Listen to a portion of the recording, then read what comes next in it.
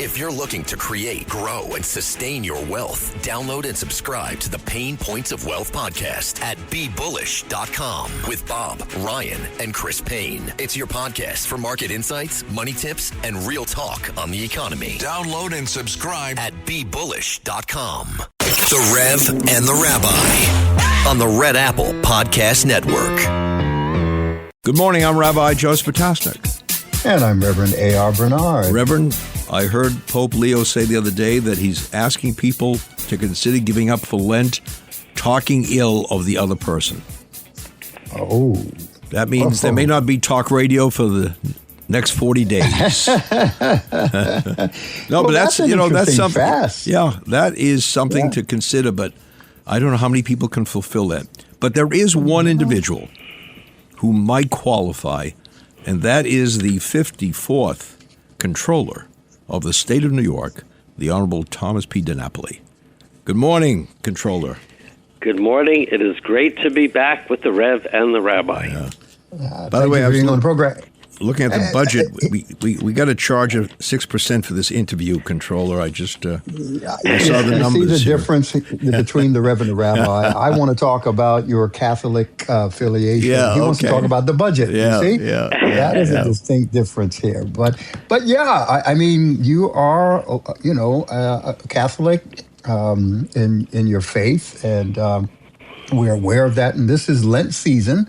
For Muslims, it's Ramadan, but you engage in Lent, correct? It's part of the your Catholic practice. Yeah, I went to Mass for Ash Wednesday, and actually it coincided with the week of my late mother's birthday. So we always do a Mass for each of my parents for their birthday and the anniversary of their passing. So my mother's birthday was Valentine's Day, but we did the Mass on Ash Wednesday. I guess it was the 18th, right? If I'm remembering the numbers right. Got my ashes, so it was kind of a moment to reflect on what the next 40 days is about leading up to Easter, and obviously remembering my mom, who's been gone for many years, but in Catholic tradition, you usually do a funeral mass when a person passes. Some of those traditions are changing a bit, but we also always, as I said, do an anniversary mass of birthday and death day, and the church we do it at it's not the parish I live in now, but it's the parish where I was baptized. It's the parish where my parents grew up and had all their sacraments and marriage, and where the funerals were held. So when I'm in that church and remembering, in this case my mother, and being in the place where I was brought into the Catholic faith, where I was baptized, where my parents were baptized, it really reconnects me with what is my family's tradition and has been a very strong part of our identity. I mean, look, I'm sure I talked about it on the show before. My grandparents came over from Italy. They had next to nothing, but the one thing they had was their Catholic faith, and that got them through being immigrants, becoming Americans, the Depression, raising families here, all of that, and the faith was always intertwined with their sense of hope and optimism, and I don't think that's a unique story. Yeah, and this is important. Rabbi and I had the opportunity to have a meeting this past week with one of our elected officials, and we talked about the role of religion within society, the role of faith within society. And that moral value consensus is so important. And I think that's one of the things that we're missing in our society, that we've kind of lost that North Star that we should have as a society. Rabbi? Yeah, in Jewish tradition, and Tom, by the way, is very proficient, as you are, Reverend, in Jewish tradition. We have what's known as a Yahrtzeit, the anniversary of the death of a person. We light a candle. And one of the messages of a Yahrtzeit is to remind ourselves that a person may have left this world, but that legacy has been left behind by this person. There's an interesting statement that Jacob the patriarch never died. As long as his children are alive, so too is he alive. And I think that's one of the reasons we have memorial services. It's not just to take a moment, recite a prayer, but it's to look at responsibility. What can we do to perpetuate the memory of someone who has meant so much to us? So that's why having the Mass, having the Yahrtzeit, lighting the candles, saying the prayers, but above all, walking away and saying, what more can I do to keep that message alive? What can I do in my life? So it's not just a look back, it's a look forward at responsibility. Here's where I'm going to challenge the rabbi on this, Tom, because we parallel the Catholic celebration of Lent. We're Protestant in our tradition, but we parallel that and celebrate it. But it's also a 40 days of fasting. And fasting is not always fasting from food. Sometimes it's fasting from bad attitudes or negative dispositions. What say you gentlemen about that? Well, I wouldn't know much about, some of the attitudes. You can address that. No, but look, when we talk about, for example, a month before Rosh Hashanah, the new year, there are communities that indulge in these moratoria of not speaking ill of someone. For 30 days, we're not going to speak ill of someone. We're not going to gossip. So whenever there's a fast, it's not limited to food. That may be part of it, but that can't be all of it. And I think all of us saying, we're fasting from what? From behavior. Look at the prayers. It doesn't say, just talk about food, the blessing of food, but to talk about communal responsibility, individual responsibility. So I think fasting, those of us who are proficient in religion know it means a lot more than refraining from eating. Yeah, well, of course, when we were kids, right, you gave up candy, you gave up chocolate, bubble gum or whatever. As I became an adult, cake, whatever. I don't really do that anymore. But what because people ask me still, what are you giving up for Lent? Right? It's always the Catholic. What are you giving up for Lent? And I've taken the view which kind of parallels what we're talking about is try even harder, to be a better person, whatever that definition is, whether that's speaking less ill, reaching out to folks you haven't talked to for a bit. I think that's more. I understand when we were kids why they, that issue of, self-denial and try to refocus made some sense. But as an adult, I think the bigger question is, how do we improve our own condition and the broader human condition? Right. And I do think, because then I remember, we come up to Easter weekend, and then I remember, do we have to wait till Easter Sunday morning, or is it noon on Saturday that we can start eating candy again? I mean, we're Catholics, we have all these rules. The rules change. We used to not eat meat on Fridays. Then it was only not eating meat. During Lent. Which days? Well, we Jews don't know about. We don't know about all those rules. Of course not. Yeah. Let me ask you something. When you give up something, it's got to be something that is of meaning to you. Like you can't say, I'm going to give up something that I'm going to give up meat when you don't eat meat anyway. Right. It's got to be something that pertains to your lifestyle. Right. Well, you're right, but when you're a kid, right, so chocolate could be very important. And then, of course, again, Catholic guilt, right? Maybe a little different than Jewish or Protestant guilt. And then, God forbid, you forgot for 1 minute and you ate that Hershey's candy bar. Am I going to go to hell because I forgot I gave up chocolate and I ate the candy bar? So some of that stuff, imprinted, some stuff maybe that was a little too burdensome. Which, I worry, for some people, as they got older, did that get them to kind of marginalize the broader significance of what Lent is about? The broader significance of it leading up to Easter, which for a lot of folks talk about Christmas, especially non-Christians, like Christmas is the big holiday, and it's the gifts and it's commercialization, all that.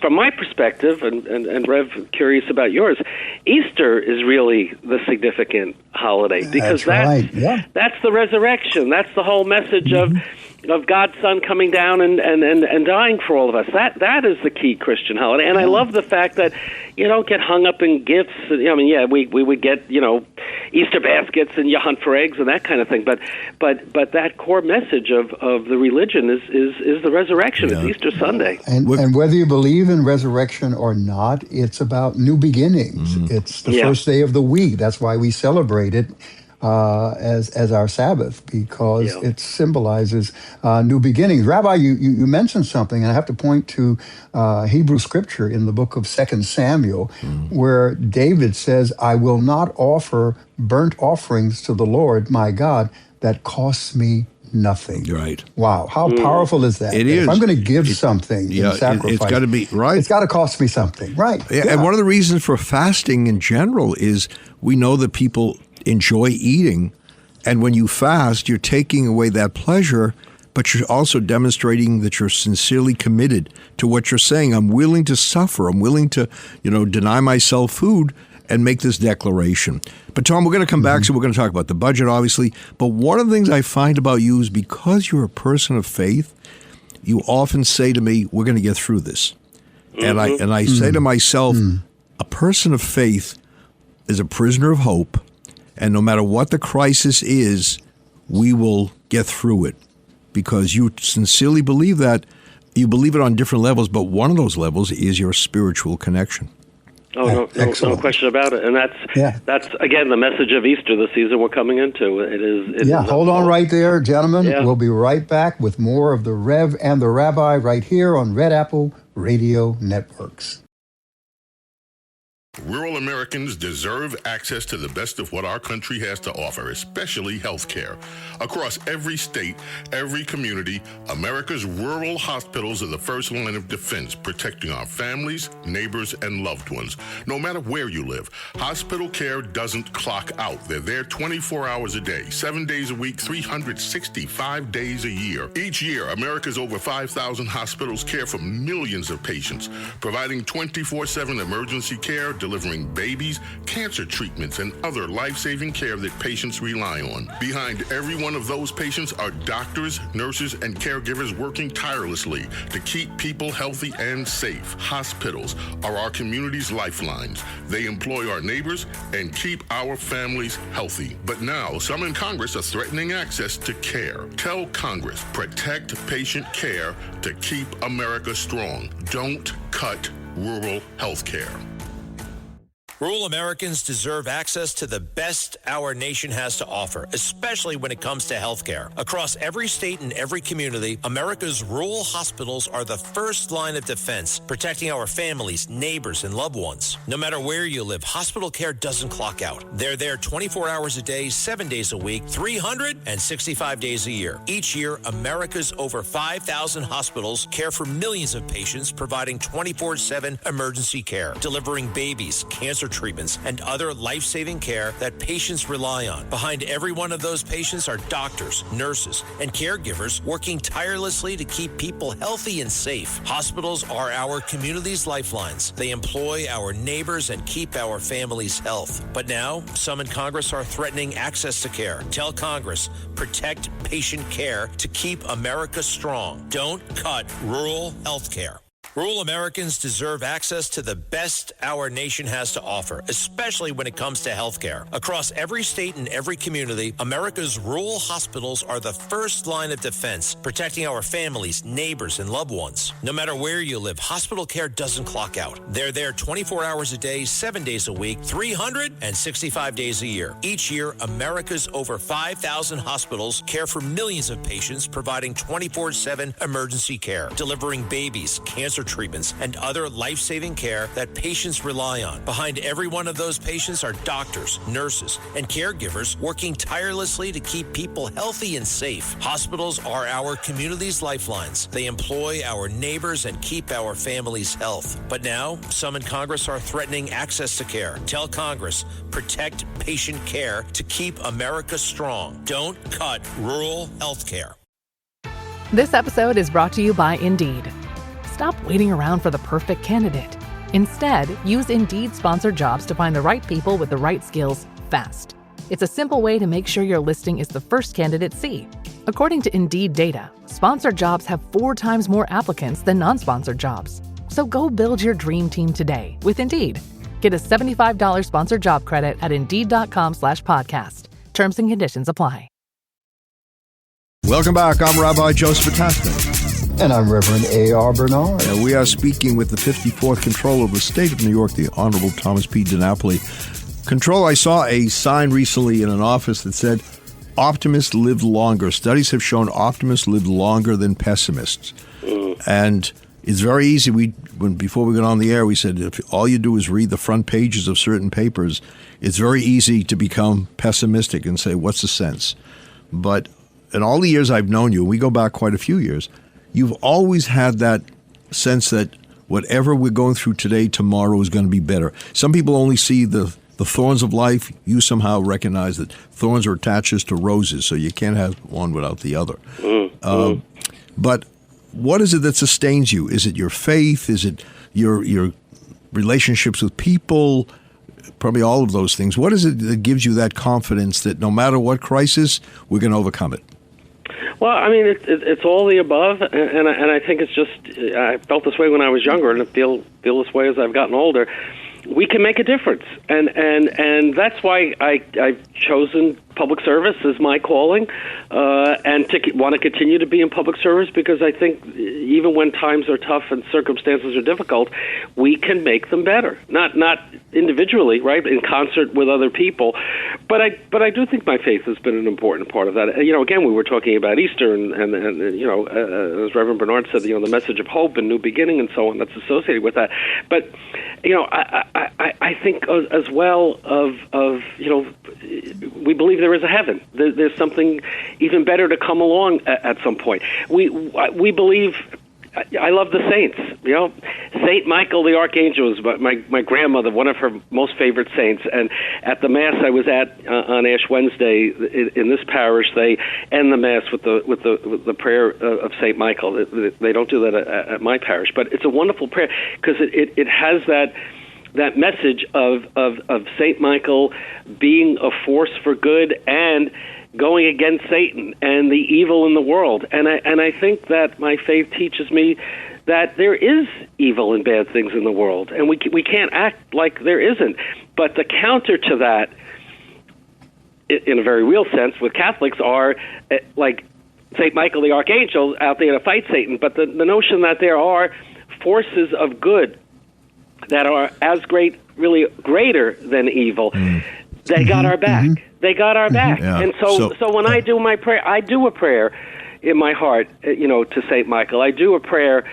St. Teresa of Lisieux is one of my favorite saints. I think of now St. Pope John the 23rd, who was the Pope as I was, opening my eyes to the world as a young person. He was the Pope. And I had always had such a strong attachment to and as you know, Rabbi, his work as far as building bridges to the Jewish community. Yeah. I mean, that's really where the change in the Catholic attitude towards relations with the Jewish community came out of it. It always frustrates me a bit that a lot of folks don't remember Pope John the 23rd, and these examples give me strength and a sense of hope. So, Tom, Rev, are we saying that if you're truly religious, you don't have the luxury, if that is a luxury, of being a pessimist? You can't be a religious pessimist.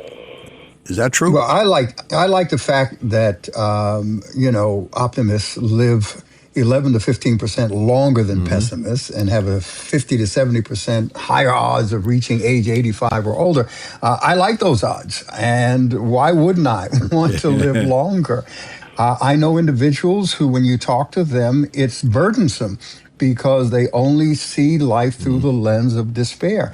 And here's the thing about faith. I was in Albany doing a panel discussion about faith and in the role of mental health, faith and mental health. And that's a new conversation because at one time, even if you were a person of faith, you wouldn't talk about mental health problems. There's such a stigma associated with it that you would never let anyone know if you were seeing a therapist because, you'd be ostracized, you'd be criticized for it. But the millennial generation has changed that.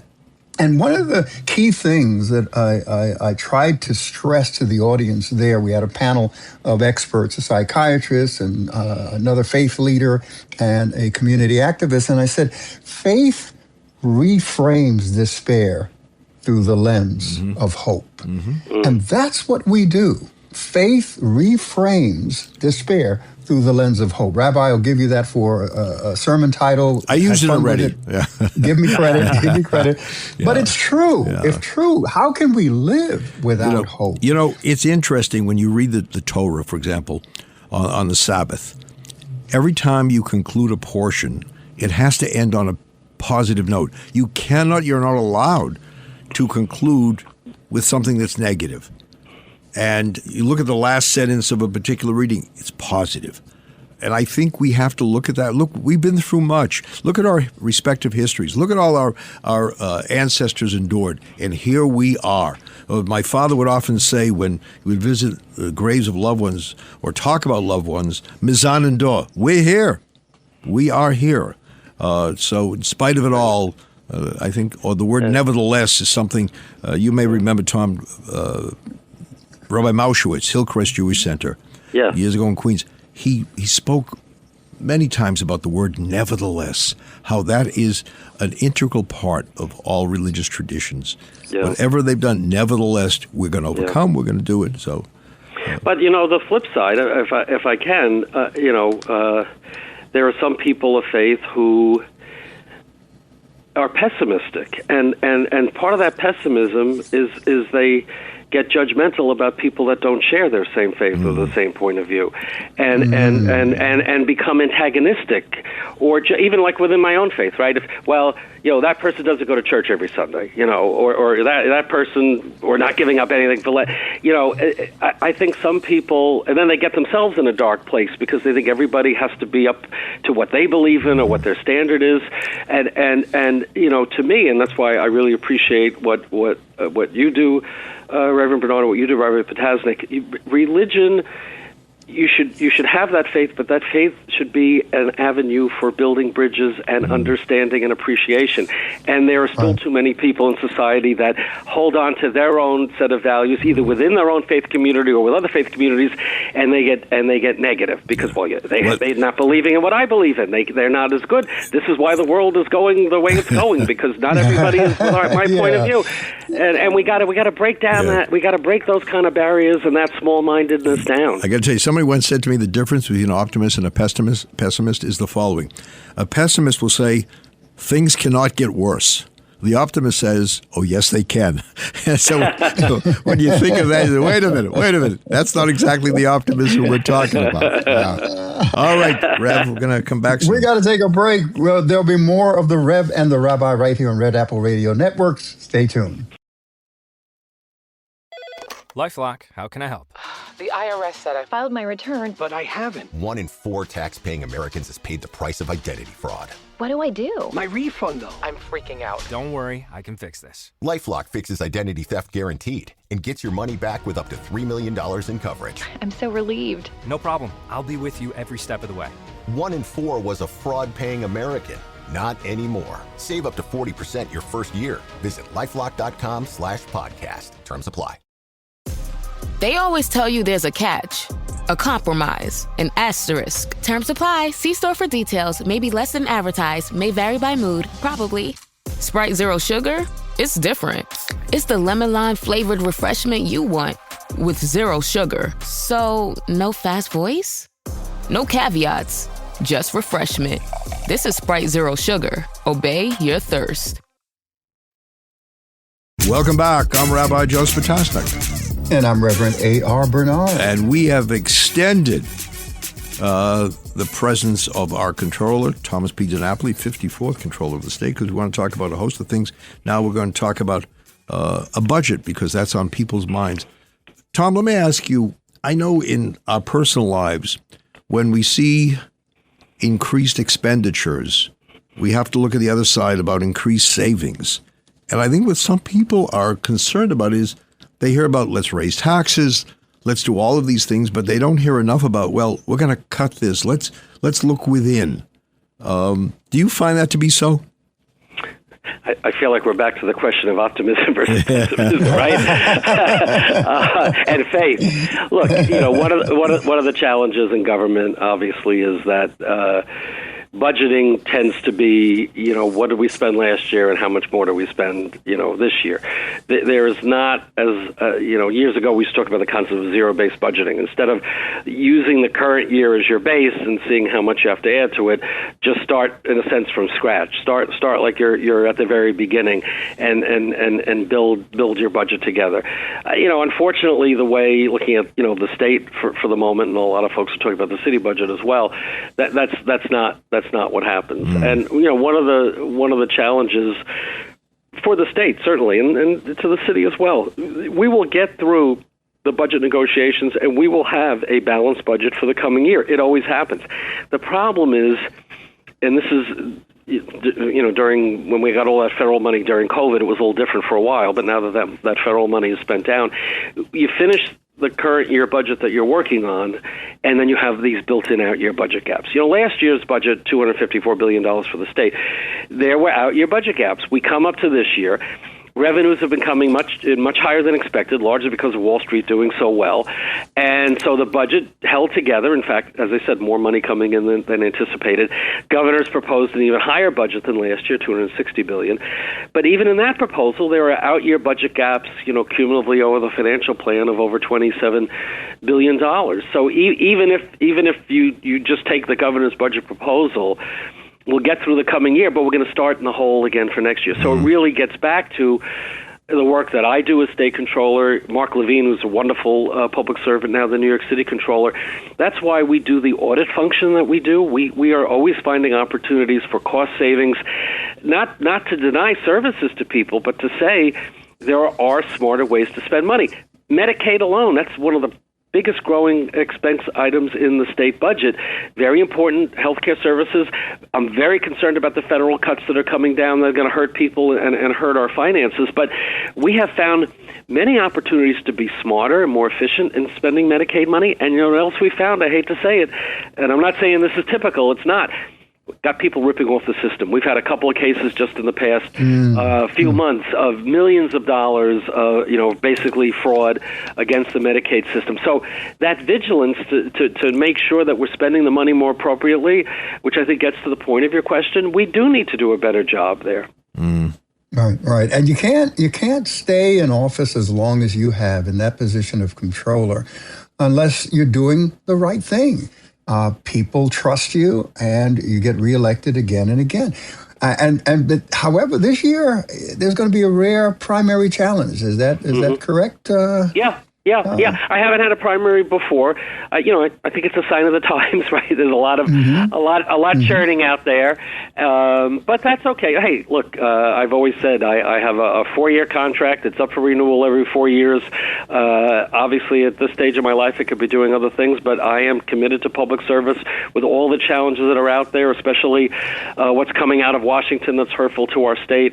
I think someone with experience and a steady hand, especially in the position of looking out for the finances and the money, that's what you want. That's what you need. Right. So I have no problem looking for a contract renewal this year. You have a record. I mean, it's not like you're a new face without a resume.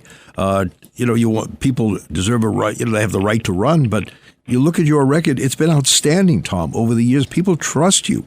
And that today in the political world, to say, I trust this individual, that's a major form of an endorsement. Well, look, I've always said people forget, because it was so many years ago. I ended up in this position because my predecessor had to resign, and ultimately he went to prison. And I had to be selected by the legislature to fill the unexpired term. And I got to that position, despite the opposition of the governor at the time, because I had a bipartisan support. Republicans and Democrats, people who knew me after serving in the assembly, had confidence in me. And I've always said I don't want to let that initial confidence in me, don't want to ever let those folks down. And the reality is, some of the opponents are critical. Oh, he's been in so long. Well, governors have resigned in my time. Attorney General has resigned. Lieutenant governors have resigned. I haven't resigned because you may not like everything I do, but I run an honest shop. I've always had ethics and integrity as a priority. Don't penalize me because I haven't had to resign. And I'm not saying that I'm not setting a low bar on that score, but that's a reality. That's why I have been reelected and people have confidence. We're not screwing up. Again, you may not like every single thing we do, but I do it honestly, and I think that's what often is lacking in government. And you will not take advantage of their inexperience. You're not going to even bring that up in the campaign, of course. No, but, I'm not. They are trying my patience because, they're getting a little negative and, kind of smearing in ways that I don't play. I don't play that kind of game. But you don't have to. Well, but hopefully your work speaks for you. Yeah, it does. But I'm hoping in terms of the voters that they'll listen to the better angels, not the bad angels. With affordability, the big word is for affordability right now. Yeah. And one of the guys running against you, he's an affordable housing nonprofit executive. And I mean, here you are as controller, right? How, if you can, do you respond to this issue of affordability, especially affordable housing? Because, New York City elected a new mayor who talked a lot about that. The governor has been very much in favor of that. We've worked together on it. What role does the Comptroller's office have in reference to something like that? Well, I mean, various roles. I mean, we audit, many of the housing programs and how they're administered in the state. For instance, Mitchell-Lama housing, which I'm sure many of the listeners, especially in the city, but across the state as well, are part of that. We've just had a series of audits that have really pointed out how many of those Mitchell-Lama units are not being managed properly. And in fact, from a fiscal perspective, there are some real issues. From a health and safety perspective, we found some real issues in terms of mold and health conditions. We found apartments that have been kept vacant, not filled. Right? If we have this need for affordable housing, you got Mitchell-Lama, which is meant to be an affordable housing project initiative, rather, and yet you have warehoused apartments. So that's just, that's one example, in terms of an oversight role on housing projects. We also, with the pension fund, which again, the moral obligation of the pension fund is to make money for our retirees. That's the priority. But we have funded housing initiatives, including affordable housing. We've had a long-term relationship with the Community Preservation Corps that does that work across the state, and we are looking for new opportunities. Has to meet our return requirement, but one of the criticisms is, well, we're not doing anything promoting. Well, we are, but the pension fund is there to provide retirement security for our 1.2 million members. We are not the piggy bank to pay for what other levels of government that have more direct responsibility, in terms of housing grants and zoning changes and so on. That's not our job to make up for that. But are we a partner in terms of looking for more options to deal with creating more affordable housing or workforce housing, whatever label you want to put on it? Absolutely. And the investment of pension funds is critical, because you have to see what yields, what yields the most for people who depend on us, for the retirement benefits or whatever. But fiscal stability requires smart investment. Right. Smart investment, but also we take a conservative view. Our long-term investment goal is a 5.9% return over time. It's more conservative than most other pension funds. But we do that because we don't want to do the riskiest bets, right? So we have a diversified portfolio. A lot of it's in the stock market, but you don't want to be all in the stock market. A big chunk in fixed income, and then, of course, we're in alternatives like real estate and private equity and infrastructure.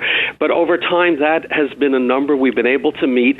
But I will say this, our payouts to retirees are growing.